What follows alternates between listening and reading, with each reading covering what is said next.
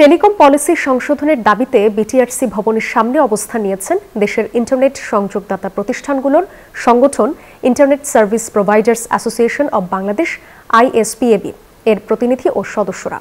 রবিবার সকাল 11টা থেকে বিটিআরসি ভবনের সামনে অবস্থান নেন দেশের বিভিন্ন প্রান্ত থেকে আসা ইন্টারনেট ব্যবসায়ীরা। তারা জানান, নতুন টেলিকম পলিসি বাস্তবায়নের ফলে গ্রাহক পর্যায়ে ব্রডব্যান্ড ইন্টারনেট সেবার খরচ 20% বাড়বে। ফলে ইন্টারনেট সেবা দানকারী প্রতিষ্ঠান ও গ্রাহকরা বিপাকে পড়বেন। তাই টেলিকম পলিসি সংশোধন না করলে বাংলাদেশ ডিজিটালি শাটডাউন হয়ে যাবে বলে মনে করছেন ব্যবসায়ীরা।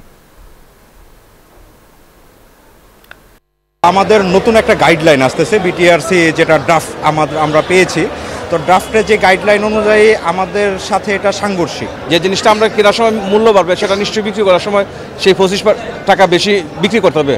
খরচ বাড়বে, এই খরচটা তো আমার কোথা থেকে উঠাতে হবে? আমার গ্রাহকের কাছ থেকে। তাহলে গ্রাহক পর্যায়ে আলটিমেটলি ইন্টারনেটের দাম বেড়ে যাবে। টানা তৃতীয়বার অর্জন করেছে দেশের সেরা সুপার ব্র্যান্ড স্বীকৃতি বসুন্ধরা টিস্যু।